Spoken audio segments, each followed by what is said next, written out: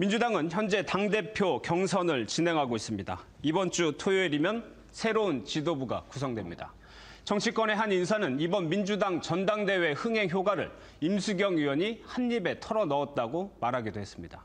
민주당 새 지도부가 대선까지 이어질 이 이념, 종북 프레임을 어떻게 걷어낼지도 관심인데요. 오늘은 우상호 후보를 전화로 연결해서 자세한 이야기 나눠보겠습니다. 안녕하십니까? 네, 안녕하세요. 네, 지금 종북 논란, 이념 논쟁이 지금 정치권 한창인데 이 문제를 좀 어떻게 보고 계십니까?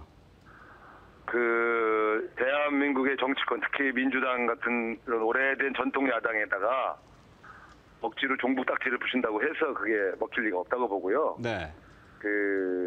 이 새누리당과 일부 말하자면 보수 진영에서 통합진보당 문제를 계기로 해서 정치 프레임을 종북 문제로 끌고 간 것은 저는 잘못이라고 생각합니다. 네.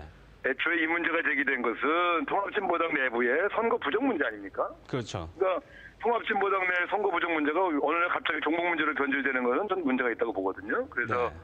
선거 부정 문제를 해결하냐 못하냐의 통합진보당 내부 문제로 얘기를 해야지 갑자기 여기다 사상 문제를 끌고 들어가는 방식으로 접근한 것은 완전 과거 프레임이다. 그런 면에서 저는 국민들을 불안하게 만드는 이런 사상 게임은 옳지 않다 이렇게 생각합니다. 네. 그런데 보수 진영은 앞으로 대선까지 이런 색깔론 이념 논쟁을 끌고 갈 것으로 보이는데 야권에서는 좀 어떻게 대처해야 된다고 보시나요? 저는 이것은 과거에도 보면은 이런 색깔 논쟁은 국민들한테 먹히질 않았어요. 지금 북한과 남한 사이의 체제 경쟁은 끝난 거 아닙니까? 네. 과거의 오래된 시절에 전두환 정권 시절에 일부 주사파가 있었을 수도 있겠지만 이미 남북 간의 체제 경쟁이 끝나고 남쪽의 체제가 우월하다는 것이 드러난 마당에 이제 와서 과거 20, 30년 전의 종북 프레임을 끌어들이는 것은 참 어색하고 안 맞다고 봅니다. 네. 이제 전당대회 얘기로 좀 넘어가 보겠습니다. 애초 우상호 의원 기대에 못 미치는 성적을 거두고 있다는 정치권의 평가가 있는데 어떻게 생각하십니까? 네. 역시 이제 저희 당의 이제 잘 말하자면 대의원 구조라고 하는 것이 당 생활을 오래 하신 분들 아니겠어요? 네. 그러니까 여기가 되게 이제 개파라든가 특정 대선 주자의 진영들이 아무래도 다수를 점하고 있는 그런 형국이어서 저처럼 이제 특정 개파나 대선 주자와 손잡지 않은 후보가 절대적으로 불리한 그런 형국이었죠. 네. 그런데 이제 모바일이라든가 상대적으로 수도권 대의원들은 그런 측면에서 굉장히 숫자가 많기 때문에 그런 프레임에 좀 갇혀 있는 면에서 좀 덜하다고 보고요. 아마 지금까지 부진을 털어낼 수 있는 기회가 되지 않겠느냐. 아마 오늘 내일 있을 모바일 선거 그리고 또 정책대의원 선거 이런 것을 거치면서 이변이 일어날 것으로 저는 기대하고 있습니다. 네. 그런데요, 대의원 입장에서 보면은 이제 원내대표 박지원 원내대표가 이제 고정 변수기 때문에 당 대표로서 이제 우상호 의원을 대입해 보면 이게 좀 조화가 맞지 않는 것 아니냐는 생각도 할 수 있을 것 같아요. 이 부분에 대해서는 좀 어떻게 생각하십니까? 그렇죠. 그런 생각들이 있으시니까 좀 머뭇거리시더라고요. 네. 그런데 지금 총선을 앞두고 새누리당이 위기를 돌파하는 방식을 보면 당명도 바꾸고 간바 색깔도 바꾸고 말이죠. 그리고 심지어 지도부에 민간인들을 대거 투입해서 이준석 씨 같은 그런 20대를 지도부에 영입하지 않습니까? 네.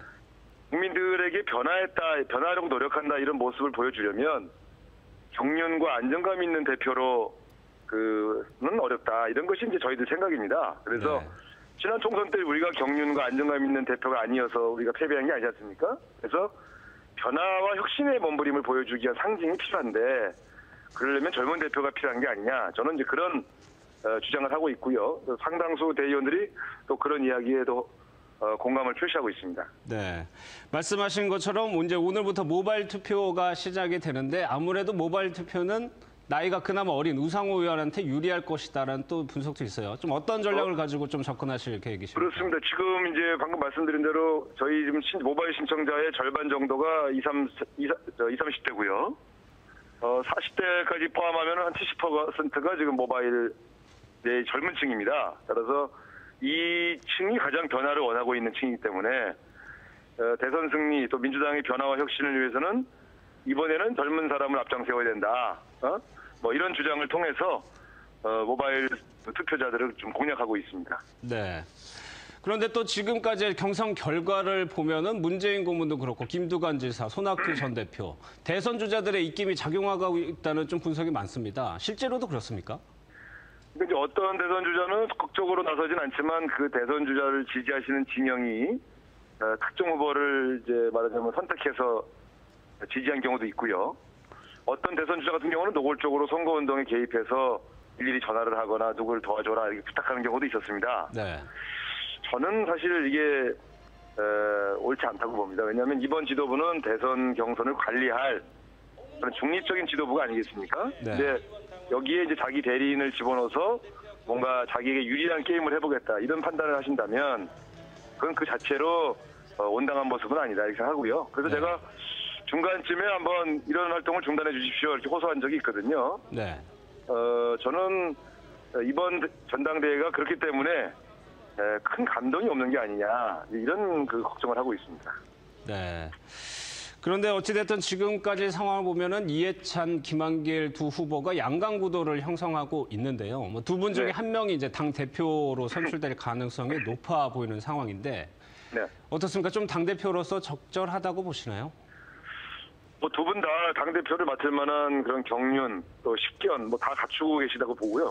자격은 충분하다고 봅니다. 그리고 두 분 중에 어느 분이 되든 저희 당을 잘 이끌어 가실 것이다. 저는 그렇게 믿고 있습니다. 다만 이 두 분이 지금까지 전당대회를 치러오면서 감정이 많이 상하셨어요. 서로 이렇게 상대방을 공격하다 보니 네. 저는 그랬을 때 지도부가 과연 이렇게 서로 뭐랄까요?